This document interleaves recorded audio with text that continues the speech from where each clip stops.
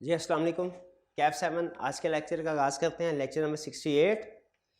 और आज के लेक्चर में हम पहले तो एज़ यूजुअल होम सेगमेंट को डिस्कस करेंगे, फिर उसके बाद नेक्स्ट कंसेप्ट की तरफ चलेंगे, investment in associated company. Previous lecture में हमने ये सीखा था इन्वेस्टमेंट किसे कहते हैं, एसोसिएटेड कंपनी किसे कहते हैं। आज हम वो कंसेप्ट सीखने जा रहे हैं जिसकी वजह से प्रीवियस कंसेप्ट सीखा था, यानी इन्वेस्टमेंट इन की डेफिनेशन और एसोसिएटेड कंपनी की डेफिनेशन।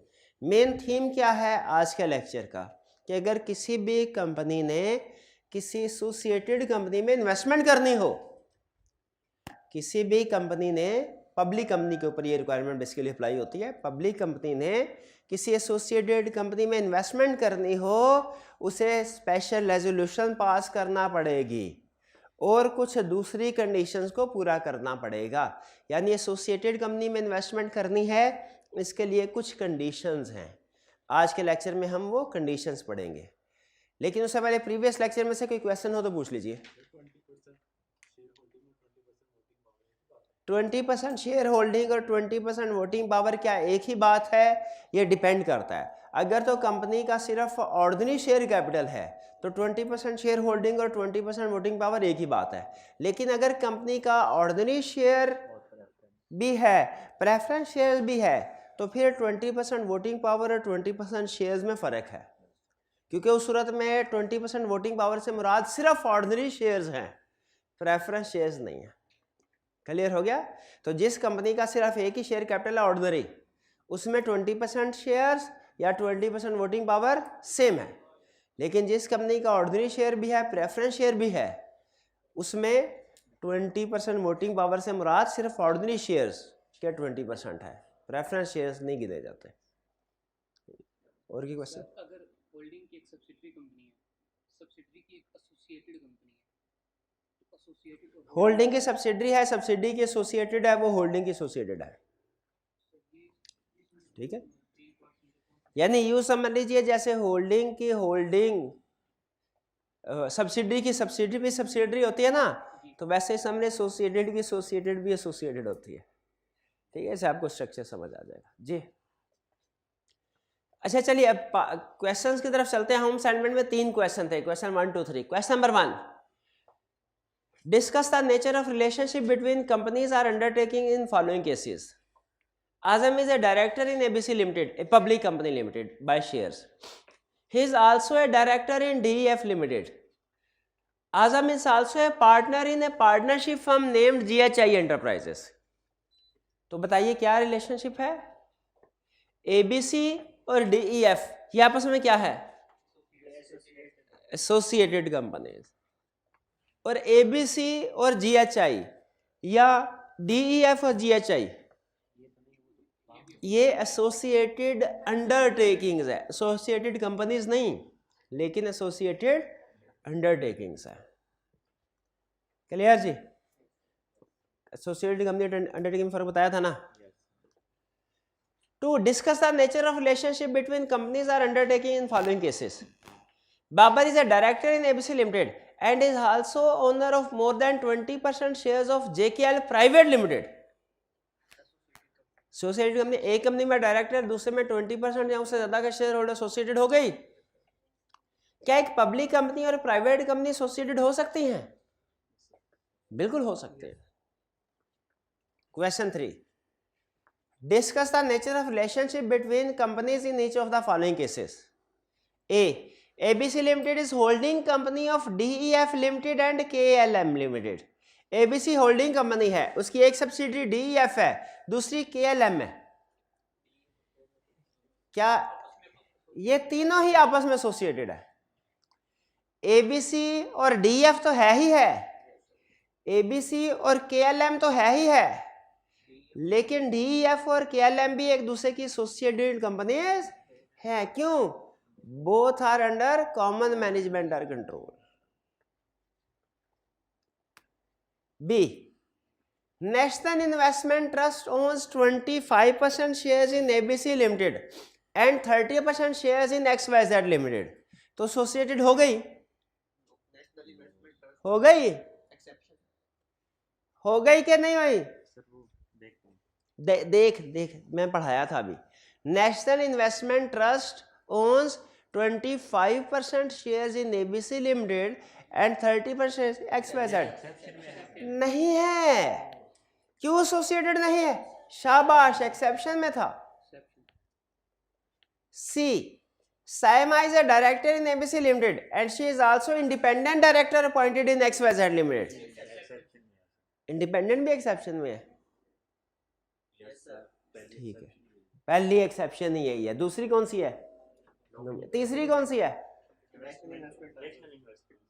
और फोर्थ सेंट्रल। शाबाश, ये 3 क्वेश्चन थे जी हमारे साथ। अब क्या इसके बाद आप किसी भी केस स्टडी में अगर वो इस तरह की इंफॉर्मेशन इंक्लूड करे, आप डिसाइड कर सकते हैं कि ये एसोसिएटेड कंपनीज है कि नहीं? भाई कर सकते हैं डिसाइड कि नहीं कर सकते? अब पढ़ लिया, अब तो करना पड़ेगा। अब नेक्स्ट कंसेप्ट जिसके लिए इन्वेस्टमेंट की डेफिनेशन और एसोसिएटेड कंपनी की डेफिनेशन सीखी थी।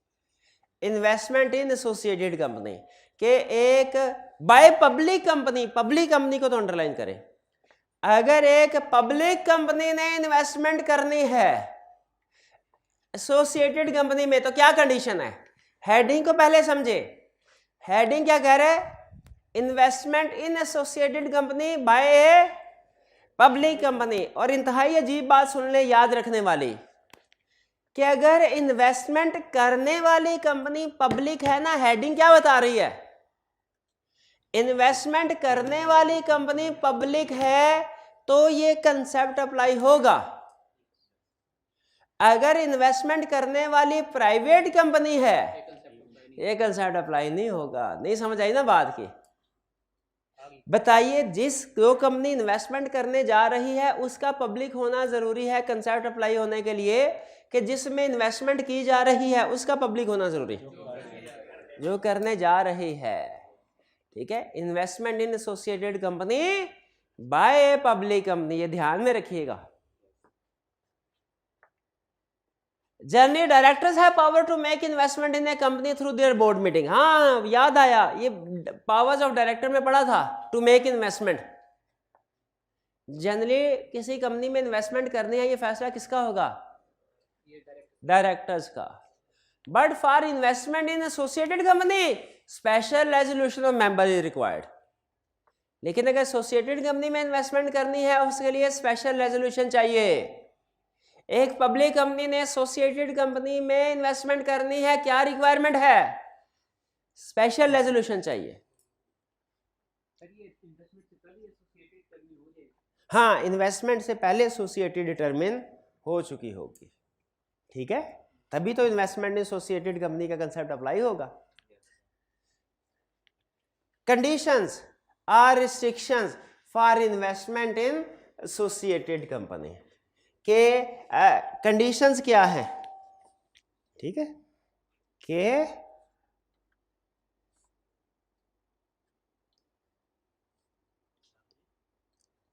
जी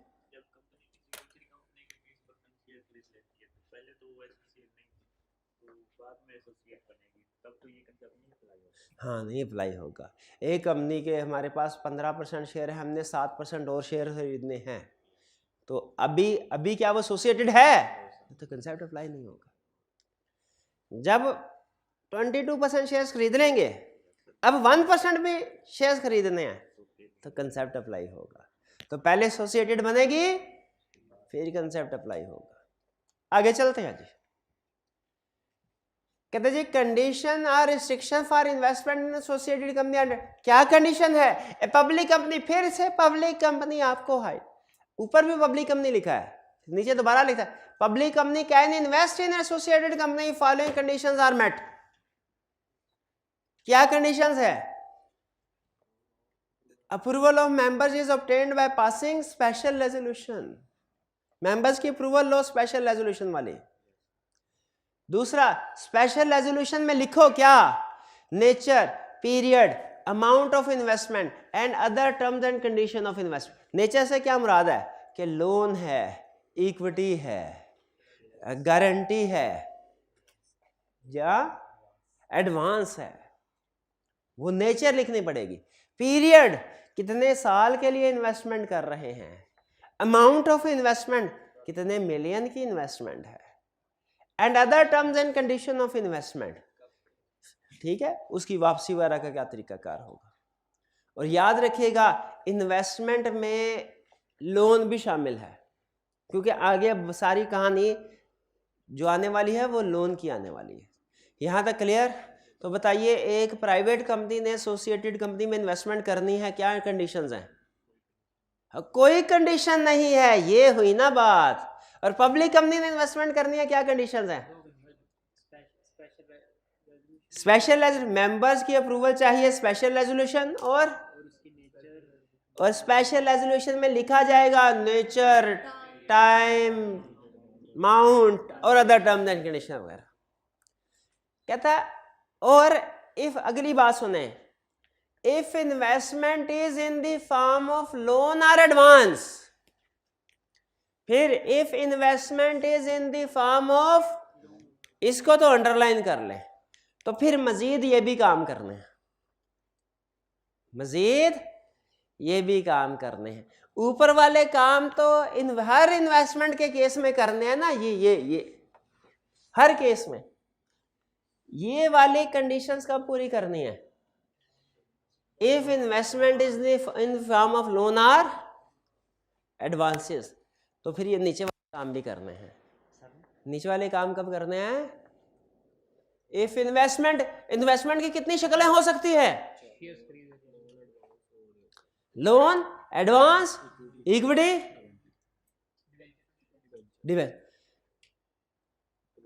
डिबेंचर्स हैं। गोली क्यों करवाई फिर? क्यों? अगर इन्वेस्टमेंट की है इक्विटी की शक्ल में, बताइए ऊपर वाली कंडीशन पूरी होंगी, नीचे वाली होंगी? ऊपर वाली।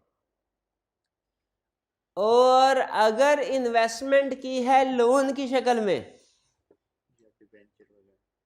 तो फिर कौन से?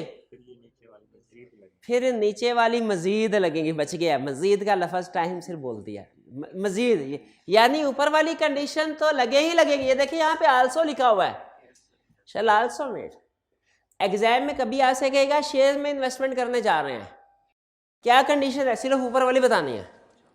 एग्जाम में कभी कहेगा लोन देने जा रहे हैं, आपने ऊपर वाली कंडीशन भी बतानी है, नीचे वाली भी। और एग्जाम में कभी कभार ना ये बताता है लोन, ना बताता है शेयर्स, सिर्फ कहता है इन्वेस्टमेंट करने जा रहे हैं एसोसिएटेड कंपनी में, जनरल वर्ड बोल देता है। फिर बताइए कौन सी कंडीशन बतानी है? फिर ऊपर वाली भी बतानी है, और इफ करके, क्या करके? इफ करके नीचे वाली कंडीशन भी बतानी है। क्वेश्चन की रिक्वायरमेंट को ध्यान से सुन लीजिएगा। क्या प्राइवेट कंपनी इन्वेस्टमेंट नहीं कर सकती? यस, कर सकती है। किसने कहा प्राइवेट कंपनी इन्वेस्टमेंट नहीं कर सकती? उसकी इन्वेस्टमेंट के लिए कंडीशन ही नहीं है।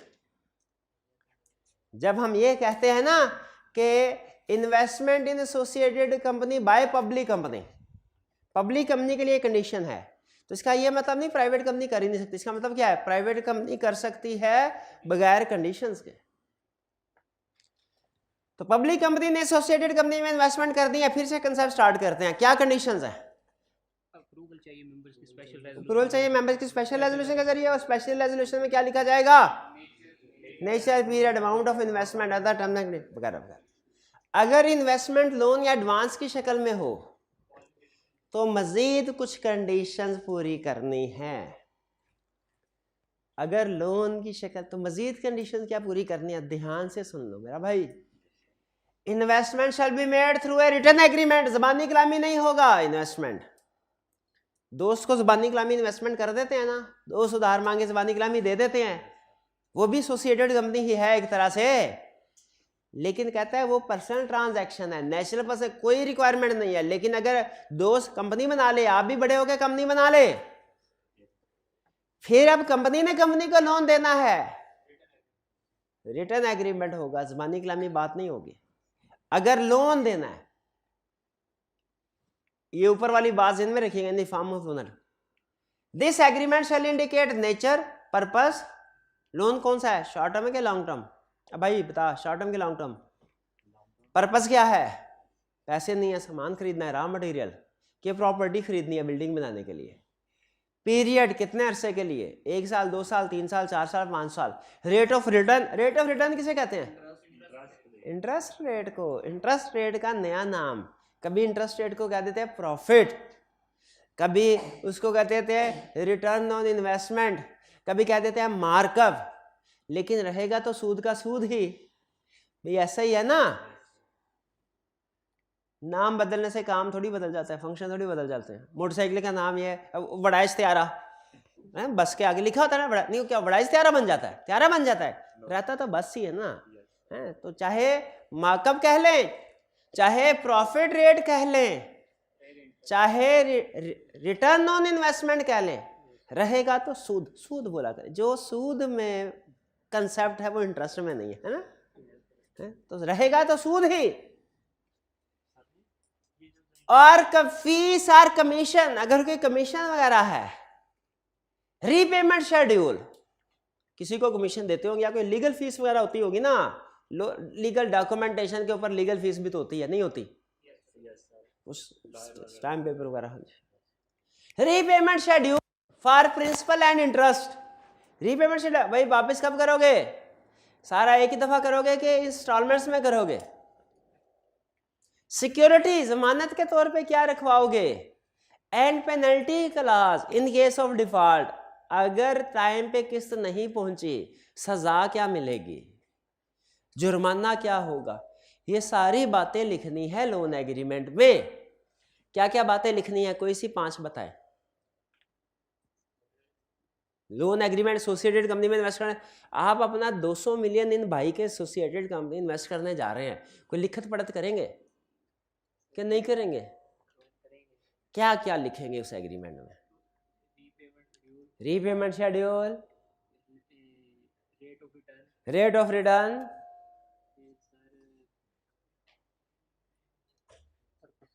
नेचर, पीरियड, पर्पस, सिक्योरिटी, ठीक है, penalty in case of default, ये सारी चीजें एग्रीमेंट में लिखेंगे। भाई रिटर्न एग्रीमेंट हो गया। फिर कह रहा है rate of return on investment shall not be less than borrowing cost if investing company और borrowing cost of investing company are such higher rate as may be specified by commission. अब सुन ले, ये रेट ऑफ रिटर्न क्या होता है, इसको underline करें, ये पता चल गया। ये इंटरेस्ट रेट को कह रहा है, लोन के ऊपर जो आपने इंटरेस्ट रेट लेना है ना, ए भाई आप इन भाईजान की कंपनी में इन्वेस्टमेंट करेंगे, लोन देंगे, कोई सूद लेंगे कि नहीं लेंगे? लेंगे। आपकी अपनी मर्जी थोड़ी, आपको सीएफओ बनाया हुआ है, शेयर होल्डर कह रहे हैं कि सूद लेना है, तो मतलब फर्ज करें, फर्ज कर लें हम सिर्फ फाइनेंशियल लीगल रिक्वायरमेंट को डिस्कस करें, सूद, तो उस इंटरेस्ट रेट को क्या नाम दिया लॉ ने? Rate of return. अब सुन लीजिए, होता एक छोटा सा मैं आपको फ्रॉड बताता हूं, आपको अंदाजा हो जाएगा कि ये प्रोविजन क्यों ऐड की गई। एक ज़माने में स्टेट बैंक ऑफ पाकिस्तान ने अनाउंस किया, उसने कहा जी हम अपनी एक्सपोर्ट को प्रमोट करना चाहते हैं, इसलिए जितने भी एक्सपोर्ट ओरिएंटेड कंपनीज है ना पाकिस्तान में, जो कुछ ना कुछ माल बाहर एक्सपोर्ट कर रही है, उनके लिए एक स्कीम है। क्या? नॉर्मल रेट ऑफ इंटरेस्ट 7%, उस वक्त कम था 7%, अब तो 23% के करीब हो गया, पिछले दिनों 1% बढ़ा है, कल परसों 1% मजीद बढ़ गया। तो उस वक्त 6-7% के करीब, और इनका 2% चार्ज करेंगे। एक्सपोर्ट करने वाली कंपनीज को खसूसी रायत, उनको लोन मिलेगा किस रेट ऑफ इंटरेस्ट पे? 2%। अब याद रखें, हर एक्सपोर्ट करने वाली कंपनी को पैसों की जरूरत नहीं होती, कुछ सेल्फ सफिशिएंट भी होती है, लेकिन उन्होंने कहा बहती गंगा में हम भी हाथ धोते हैं। उनका अच्छा हमें तो ज़रूरत नहीं है, हमारी एक एसोसिएटेड कंपनी है, इनको ज़रूरत है। तो वो क्या किया, स्टेट बैंक से लिया 2% पे लोन, और बाद में अपनी एसोसिएटेड कंपनी जो एक्सपोर्ट कोई नहीं करती थी, लोकल ही करती थी, लेकिन उन्होंने कहा मुफ्त का मिल लिया उधर से 2%, और फिर आगे 2% पे ही दूसरी कंपनी को दे दिया, एसोसिएटेड को। अब बताइए ये स्टेट बैंक के साथ फ्रॉड है कि नहीं? स्टेट बैंक को पता उस वक्त चला जब साल के बाद उन्होंने पूरा सारा डाटा इकट्ठा किया, उन्होंने कहा जितना लोन दे बैठे हैं उतनी एक्सपोर्ट तो बढ़ी नहीं, ये चक्कर किधर है, लोन किधर जा रहा है, पता चला कि ये कार्रवाई चल रही है। अच्छा अब मुझे ये बताइए, ये जो 2% जिस पे कंपनी लोन उठा रही है ना, ये इस कंपनी की बोरोइंग कॉस्ट है। बोरोइंग कॉस्ट का मतलब है कि किस रेट पे कंपनी खुद लोन उठा रही है, और रिटर्न ऑन इन्वेस्टमेंट क्या है कि किस रेट पे अपनी एसोसिएटेड कंपनी को लोन दे रही है। अब खुद बताएं आपकी कॉमन सेंस क्या कहती है, जो रेट ऑफ रिटर्न है वो ज्यादा ही होना चाहिए बोरोइंग कॉस्ट से। ये तो नहीं है कि 10% पे खुद लोन उठाएं और आगे 7% पे बेच दें, सॉरी ट्रांसफर कर दें आगे, ऐसे थोड़ा ही होना चाहिए। तो इससे तो नुकसान होगा, किसको नुकसान होगा भला, इन्वेस्टिंग कंपनी को। इसलिए लॉ ने कहा इन्वेस्टिंग कंपनी का रेट ऑफ रिटर्न उसकी बोरोइंग कॉस्ट से कम नहीं होगा, या अगर उसकी बोरोइंग कॉस्ट किसी सब्सिडी की वजह से बहुत ही कम है तो कमीशन हायर रेट बता देगा। कमीशन क्या करेगा, हायर रेट बता देगा। उस हायर रेट के मुताबिक फिर डिसाइड किया जाएगा। भाई बात समझ आई हायर रेट वाली। अगर स्टेट बैंक ऑफ पाकिस्तान से 2% पे रेट उठाया, क्या ये इन्वेस्टिंग कंपनी एसोसिएटेड को 3% पे दे सकती है लोन? 1% पे दे सकती है? क्यों नहीं दे सकती? क्योंकि उसकी बोरोइंग कॉस्ट से कम है। अच्छा अगर इंटरेस्ट उठाया, लोन उठाया 2% पे, लेकिन कमीशन ने कह दिया खबरदार कोई अपनी एसोसिएटेड कंपनी को 10% से कम पे लोन ना दे, तो अब उठाया बोरोइंग कॉस्ट कितनी है 2%, और रेट स्पेसिफाइड बाय कमीशन कौन सा है 10%। अब किस रेट पे लोन दे सकते हैं 10% पे, उससे कम पे नहीं। एग्जाम्पल से बात समझ आई? फिर से पढ़ते हैं, rate of return on investment shall not be less than borrowing cost of investing company. Borrowing cost समझ आ गया ना, जिस रेट पे खुद बारो कर रहे हैं। बोरोइंग कॉस्ट मतलब कंपनी खुद बारो कर रही है बैंक से। Or such higher rate as may be specified by commission, और अगर कमीशन ने हायर रेट स्पेसिफाई किया हो तो उस रेट से कम नहीं होना चाहिए। नहीं, कमीशन का रेट अपना हो सकता है, वो हो सकता है स्टेट बैंक के बराबर हो या से कम, ये इसके बारे में साइलेंट। कमीशन के पास अपनी पावर है।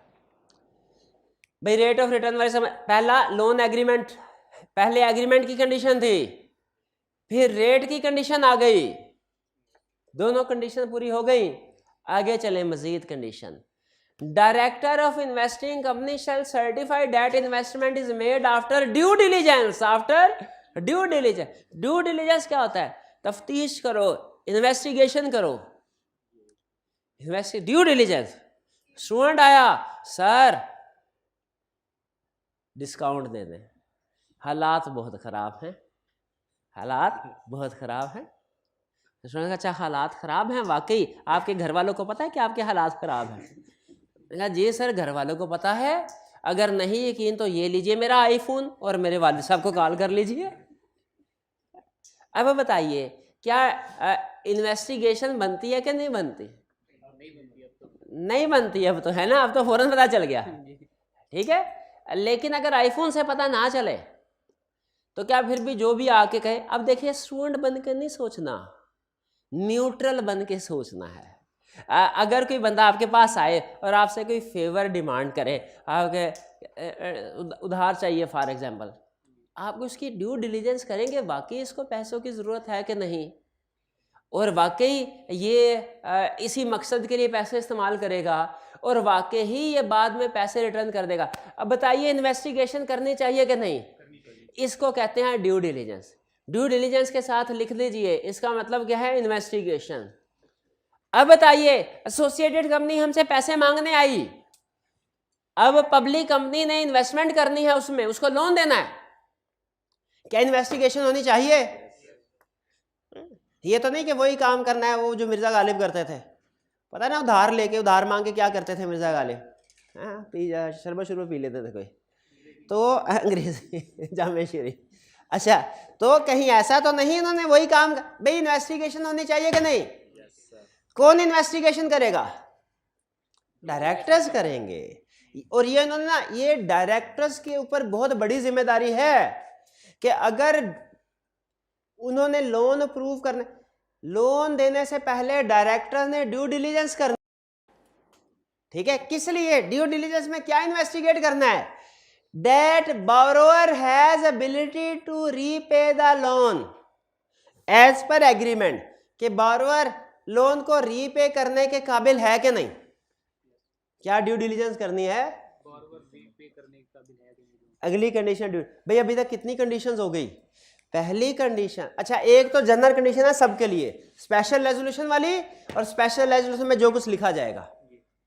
अगर लोन की शक्ल में इन्वेस्टमेंट है तो क्या कंडीशन थी? पहला रिटर्न फॉर्म में हो, दूसरा रिटर्न ऑन इन्वेस्टमेंट वाली कंडीशन थी, तीसरी ड्यू डिलीजेंस वाली। फिर से कौन कौन सी कंडीशन आई अगर लोन की शक्ल में इन्वेस्टमेंट है तो? Return agreement, return on investment, due diligence. Next, return shall be recovered, यानी interest shall be recovered on regular basis in accordance with terms of agreement, otherwise director shall be personally liable to make the payment. जो interest है ना, interest periodically recover किया जाएगा। अगर borrowing company ने interest नहीं दिया ना हमें, तो किसकी जेब से निकलवाएंगे? डायरेक्टर्स। क्यों भला? क्योंकि उन्होंने ड्यू डिलीजेंस की थी, उन्होंने कहा था कंपनी वापस करने के काबिल है। ठीक है भाई, ये कंडीशन समझ आए? तो ये टोटल 6 कंडीशंस है। अगर क्वेश्चन में मेंशन कर दे कि शेयर्स की शक्ल में इन्वेस्टमेंट हो रही है, सिर्फ 2 लिखे, और अगर कहे लोन की शक्ल में इन्वेस्टमेंट हो रही है, 6 की 6, और अगर सिर्फ इन्वेस्टमेंट का वर्ड लिखे, ये ना बताए शेयर्स की शक्ल में है कि लोन की शक्ल में, फिर भी 6 की 6 ही लिखेंगे, 2 एज इट इज, बाकी की 4 इफ करके। ये समझ आई बात? ये एग्जाम में ध्यान से, इजी मार्क्स लूज कर जाएंगे अगर आपने ये इफ वाली करके बात ना लिखी तो, और कर जाएंगे कुछ स्टूडेंट्स। आखिरी बात कर रहे हैं, आखिरी बात सुन लो मेरी, इन कंडीशन में से क्या, और ये भी एक कंडीशन नहीं समझे इसको आपने हर सोल्यूशन में हिस्सा बनाना है कि अगर एक दफ़ा टर्म एंड कंडीशन अप्रूव हो गई, अप्रूवल कैसे होगी? स्पेशल रेजोल्यूशन के जरिए। बाद में अगर चेंज करना है वो भी स्पेशल रेजोल्यूशन के जरिए होगा। ठीक है, फिर कह रहे exception, requirements of passing special does not apply if investment made by private. वो तो हमें पहले ही पता चल गया, अगर इन्वेस्टमेंट प्राइवेट कंपनी कर रही है ना, फिर स्पेशल रेजोल्यूशन की जरूरत नहीं है। अगर इन्वेस्टमेंट पब्लिक कंपनी कर रही है, फिर स्पेशल रेजोल्यूशन की जरूरत है। और क्या रिकॉर्ड रखना चाहिए कि किस किस को पैसे दिए हैं? Every company shall maintain and keep at its registered office register of investment in associated company. कौन सा register? Register of investment in society. कौन सा रजिस्टर? उसमें क्या लिखा होगा? जो इन्वेस्टमेंट लिखी है वही लिखा, उसका रिकॉर्ड, किसको पैसे दिए, कितने पैसे दिए, कब रिकवर होंगे, डिटेल सारे। क्लियर? कुछ समझ आई? तो कल के लेक्चर में हमने क्या सीखा था? इन्वेस्टमेंट और एसोसिएटेड कंपनी की डेफिनेशन। आज के लेक्चर में दोनों को मिलाया कि इन्वेस्टमेंट इन एसोसिएटेड कंपनी करनी है तो कंडीशंस क्या होंगी? 2 कंडीशन हर केस में और 4 कंडीशंस इफ लोन। क्लियर? कोई मुश्किल तो नहीं, प्रॉब्लम तो नहीं, समझ आ गया? चल आज का लेक्चर भी यहीं तक रखे हैं। आपने बकरे भी खरीदने होंगे जाके। चले ठीक है, असाइनमेंट मिल गई आपको? चलिए आज का लेक्चर यहाँ पे ख़त्म करते हैं। अल्लाह हाफिज़।